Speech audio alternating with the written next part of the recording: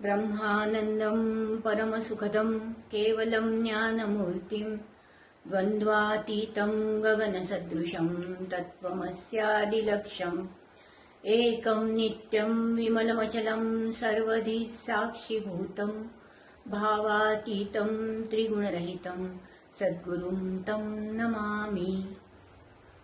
शाश्वत आणि सनातन गुरुपीठ भगवान दत्तात्रेयांचे पूर्णावतार माझे सद्गुरू डॉक्टर गुरुनाथ विश्वनाथ मुंगळे आणि भक्तिभावाने प्रेरित झालेला आपण सर्व श्रोतृवर्ग यांच्या चरणी सर्वप्रथम मी नतमस्तक। सद्गुरूंच्या आठवणी सांगायला लागलं की जशा समुद्रात लाटा असतात, एक येते तोवर मागणं दुसरीचा पत्ता नसतो, पण दुसरी येते तेव्हा पहिली जाते। अशा आठवणी लाटांवर लाटा आठवणींच्या अशा येत राहतात। मग ही सांगू का ती सांगू, ती सांगावी लागली तर असं वाटतं की नको तीच सांगूया। पण हा सगळा आपला खेळ झाला। प्रत्यक्षात कुठली आठवण सांगितली जाते माहितीये की जी त्यांना हवी असते तीच आठवण सांगितली जाते। त्यामुळे इथेही आपलं काही नाहीये, त्यांना हवं तसं ते वदवून घेतात। खांबसूत्रीची बाहुली जैसी खेळते तया सूत्राससी, स्वतंत्र बुद्धी नाही तिसी वर्तते आणिकांची मते। म्हणजे मला काही स्वतंत्र बुद्धी नाहीये, सद्गुरू सांगतील त्या पद्धतीने त्या आठवणी येतात आणि त्या पद्धतीने त्या आठवणी प्रगट होतात।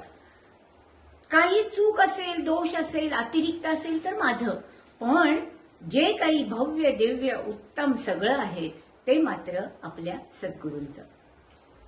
तेव्हा सद्गुरूंच्या सहवासात अनेक सद्गुणांची रत्नांची खाण अशी पसरलेली आहे। किती घ्याल, ज्याला जेवढं वाटलं तेवढं त्यांनी घेतलं आणि प्रत्येकाला भरभरून देण्याचं सामर्थ्य हे सद्गुरूंमध्ये होतच।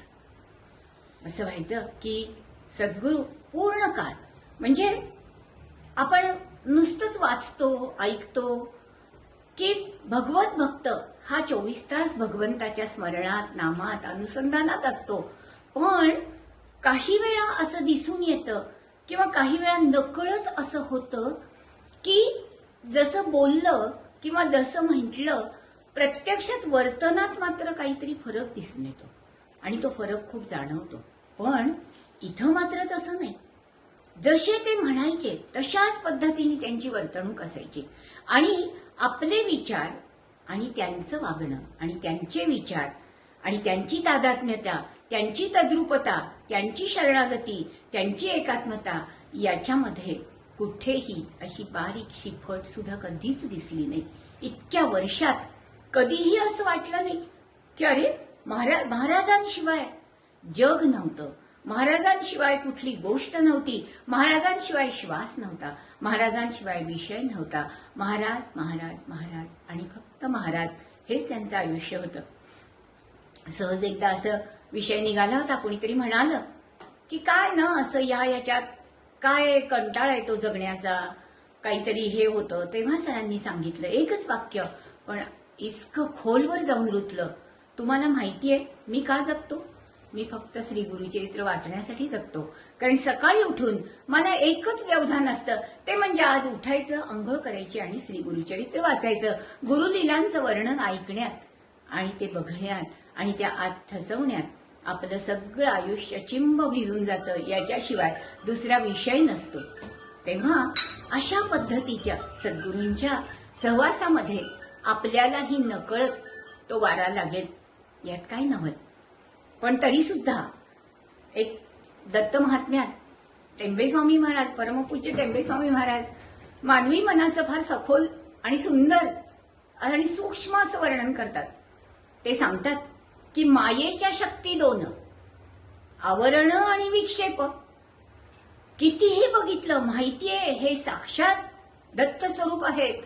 अत्यंत हा पूर्ण देह हा दत्त नामाने चिंब भिजलेला आहे। इथं महाराजांशिवाय दुसरं काही नाही, धगधगत चैतन्य इथं आहे। तरी सुद्धा मायेचं आवरण जे असतं ना ते फार मोठं वाईट असतं आणि ती माया जवळ पण ठेवते, बांधून पण ठेवते, पण विक्षेप पण निर्माण करते आणि एक प्रकारचं आवरण पण घालते। तशा आवरण पांघरलेले आम्ही सर्व आणि या सर्वापासून लांब असणारे सद्गुरू खूप फरक. झालं असं की आम्ही आमचे सद्गुरूंचे आमचे गुरुबंधू गणपतराव अखंड सद्गुरूंच्या सेवेत आयुष्य घालवले. अशी खरं खूप नावं घेता येतील, प्रत्येकाची ओघानी येतील तशी घेऊ. आशू, गणपतराव कधी सर म्हटले की हजर झालंच पाहिजे. पिटके, जीवन, पाठक या सगळ्यांचा मिळून एक असा सुंदर भक्तमेळा सद्गुरूंच्या भोवती सदैव लहरत असायचा. त्यांचा विषय सद्गुरू, त्यांचा आशय सद्गुरू, त्यांचं वागणं सद्गुरू, त्यांचं सगळं उद्दिष्ट सद्गुरू, सगळं सद्गुरूच. तर गणपतरावांनी एक गाडी घेतली होती तेव्हा, खूप वर्षापूर्वीची, म्हणजे जवळपास सांगू का 30-32 वर्षापूर्वीची ही गोष्ट आहे. आणि एनी निसान गाडी होती ती, पांढरी शुभ्र गाडी. समोरच्या सीटवर बसलेले गणपतराव, त्यांच्या शेजारी तसेच उत्तम चैतन्ययुक्त आणि असे सदाबहार आणि आपल्या तेजाने विशेष चमकणारे सद्गुरू. आणि ती गाडी एक असं काही गणित होतं की बघणाऱ्या कुणाच्याही मनात ते ठसायचं. मग त्यावेळी आम्ही असे गाणगापूरला गेलो होतो. खूप गाड्या होत्या आणि सगळ्या गाड्या अशा वळीने लावलेल्या होत्या. सहज बघितलं तर गणपतरावांची ही एनी गाडी मात्र सगळ्यात वेगळी दिसत होती आणि सगळ्यात उठून दिसत होती. सगळ्याच गाड्या पांढऱ्या होत्या, सगळ्यात चांगल्या होत्या, त्या एकापेक्षा एक होत्या. तरी सुद्धा असं वाटायचं की ही गाडी काहीतरी वेगळी आहे. आणि त्या गाडीच्या आसपास गेलो तरी असं वाटायचं की इथं काहीतरी नक्कीच आहे की जे मनाला ओढ लावते. आणि मग तेव्हा काहीतरी मी एक लेख लिहिला होता. त्याच्यात मी लिहिलं की ही एनी गाडी ही आपल्या विशेष या तेजानी अशी उठून दिसते आणि त्याच्यात असणारे स्पंदन ही पूर्ण गुरुतत्वाची स्पंदन आहेत. झालं, वाचलं खूप जणांनी, पण सांगितलं ना, मायेच्या शक्ती दोन, आवरण आणि विक्षेप. सद्गुरूंचे अगदी जवळचे मित्र, नेहमीच्या ह्याच्यातले, एकत्र उठणं, बसणं, गप्पा, हसणं सगळ्यामध्ये असणारे असे गृहस्थ आले. मग मी असायचेच, त्यामुळं पहिली फैर माझ्यावरच झाडली त्यांनी. काय म्हणलं मी ना, ते काय पण लिहिता तुम्ही, का आपलं लोक वाचतात म्हणून तुम्ही काही पण सांगता बरं का. म्हणले तुमचं म्हणे काहीतरी फॅन्टसीच असते, कुठल्या तरी वेगळ्याच विश्वात म्हणे तुम्ही असता. असं त्यांनी मला बऱ्याच म्हणजे असं हे केलं. म्हणलं काय झालं सर, म्हणजे शांतपणे काय झालं, आम्ही काय, आपल्याला माहीतच आहे की आपण आतनं लगेच पेटलोच की असं का म्हटलं, म्हणून झालंच, आतून धगधगायला लागलेलंच होतं. सद्गुरूंनी विचारलं काय रे असं का म्हणतोस, तिने काय काय तुला पटलं नाही. तर त्यांनी सांगितलं अहो काही पण लिहितात म्हणे, या ती गाडीसारख्या गाड्या म्हणे, तिथं 50 गाड्या लागलेल्या आणि ह्या लिहितात म्हणे ती गाडी वेगळी दिसती, त्या गाडीत असं आहे तसं आहे म्हणे. अहो काय लिहितात ह्या म्हणे, तुम्ही सद्गुरू यांना सांगत जा. की मी सद्गुरू शांत बसले, पण मला राहू ते कुठं, माझं जे सुटलं. म्हणलं तुम्हाला म्हणलं असं कसं वाटलं, म्हणलं हा अनुभव आपण सगळे घेतो. मग मी त्याला आनंद उदाहरणं दिली. म्हणलं हे बघा, आपण एखाद्या बागेत गेलो, तिथली फुलं बघितली की आपल्याला किती आनंद होतो.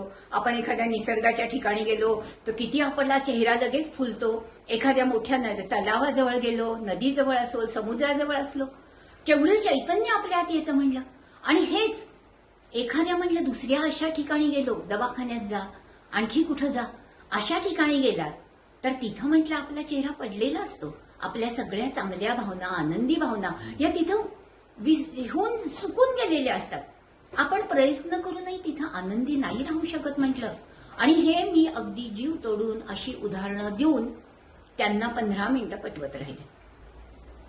अगदी आणि मला अगदी समाधान झालं बरं का. म्हणजे एक खुमखुमी असते की नाही, ती अगदी जिरल्यासारखं वाटलं मला.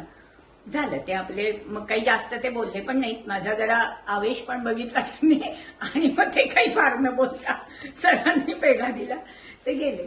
ते गेल्यावर मला म्हणजे काय, मी म्हणलं वा काय आपण हुशार, म्हणून मी अगदी विजयी नजरेने सरांकडे बघितलं आणि ओम फस. सर शांतपणे माझ्याकडे बघत म्हणले तुला काय एजंट नेमले का, आम्ही काय तुला एजंट म्हणून नेमले का, तुला सांगितलंय महाराजांनी ठेका दिलाय की तू असं सांगत जा म्हणून, कोणी सांगितलं म्हणले तुला हे. मग म्हणलं अहो सर ते असं बोलले, मला नाही आवडलं. म्हणलं अगं तुला आवडायचं न आवडायचा काय संबंध आहे, आणि त्यांनाही न आवडायचं न आवडायचा काय संबंध. म्हणले कोण तुम्ही दोघं, तिथं अखंड चैतन्य आहे, अखंड तेज आहे त्याला तुमच्या सर्टिफिकेटची गरज नाही. तुम्ही मानलं नाही म्हणून ते जाणार नाही, ते लोप पावणार नाही, ते निस्तेज होणार नाही. आणि तुम्ही मानलं म्हणून त्या तेजात भर पण पडणार नाही. ते स्वयंभू आहे आणि ते सर्वात्मक आहे आणि ते सगळीकडेच आहे. त्याला तुमच्या पावतीची मोहोर, तुमच्या पसंतीचा शिक्का त्याच्यावर गरज नाही. आणि मग पटलं की असं असतं. आणि मग आपले सगळं आतलं हे करून मी गप्प हो हो म्हटलं, सर चुकलं माझं, नाही नाही असं नाही म्हणलंय, पण आपला का असं नाही बोलायचं, का वाद घालायचे नाहीत, आपण साधक आहोत. आपल्याला दुसऱ्याला पटवून सांगण्यापेक्षा आपल्या आत जी ऊर्जा आहे ती ऊर्जा संतुलित करून राहणं हे महत्वाचं का त्यांना पटवून सांगणं महत्वाचं. आणि ज्याला हे बघ, ज्याला पटत नाही त्याला ते कधीच पटणार नाही की तू भले आणि 2 तास त्याच्याशी चर्चा कर, नाही पटणार.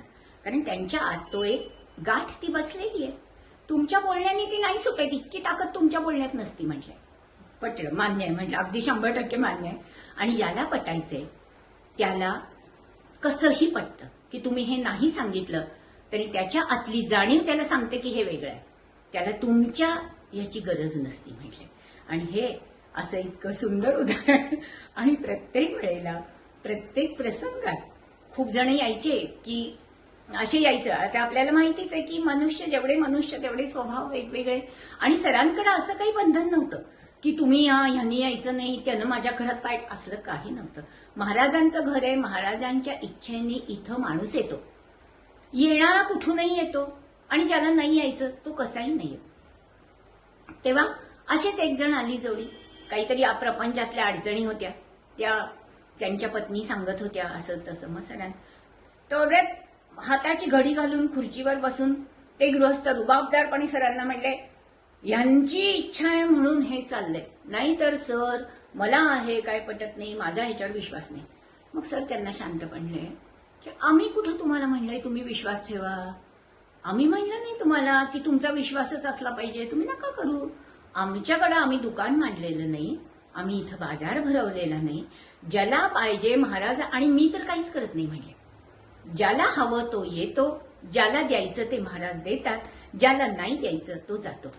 आता ह्याचं अजून एक उदाहरण छोटंसं, ते उदाहरण म्हणजे सरांची वाक्य ही शाश्वत आणि सनातन होऊन गेली आणि अनादि अनंत ती सिद्ध झाली हो. की सरांच्या अनुभवांचं एक पाथेय म्हणून पुस्तक लिहिलं आणि सरांच्या निजानंद गमनानंतर ते बऱ्याच जणांनी वाचलं, त्यांचं त्याच्यावर खूप जणांचे हे आलं की खूप अनुभव वगैरे. आणि त्या आमच्याच एका गुरुभगिनींनी ते त्यांच्या एका मैत्रिणीला प्रेझेंट दिलं की हे पुस्तक माझ्याकडनं तुला बक्षीस, काहीतरी कारणानिमित्त त्यांनी त्यांना बक्षीस दिलं. सरांच्या गल्लीच्या पाठीमागच्या गल्लीत राहणाऱ्या त्या बाई, आणि ते पुस्तक वाचल्यावर त्या बाई रडायलाच लागल्या. अहो म्हणल्या काय सांगू तुम्हाला, अहो हे आमच्या पुढच्या गल्लीत राहणार आहेत आणि आम्हाला माहितीच नाही ते असे, आम्ही केवढ्या मोठ्या आनंदाला मुकलो, समोर सरळ आमच्या इथं असून 5 पावलावर आमच्या समोर हे सगळं होतं, आमच्या जवळ होतं, पण आम्हाला नाही मिळालं ते, किती आम्ही कमनशिबी. आणि त्यांना खूप वाईट वाटलं. पण बघा महाराजांच्या राज्यात असंच असतं, येणारे लोक परदेशातून येतात, लांब लांबून येतात, ज्याला हवं त्याला काय द्यायचं हे ठरलेलं आहे आणि त्यानुसार त्याला ते मिळतं. पण ज्याला नाही मिळायचं त्याला शेजारी असून समोर असून नाही मिळत. हा महाराजांचा कायदा. आणि महाराजांच्या राज्यातल्या या सगळ्या गोष्टींसाठी आपण आपल्या सद्गुरूंचे चरण अखंड धरून राहायचं की तुम्हीच आम्हाला सांभाळता. कुसुम महाराजांनी एका त्यांच्या पृथ्वीचे प्रेमगीत कवितेत लिहिलं होतं की अमर्याद मित्रा तुझी थोरवी अन मला ज्ञात मी एक धुली कण, अलंकारण्या परिपाय तुझे धुळीचेच आहे मला भूषण.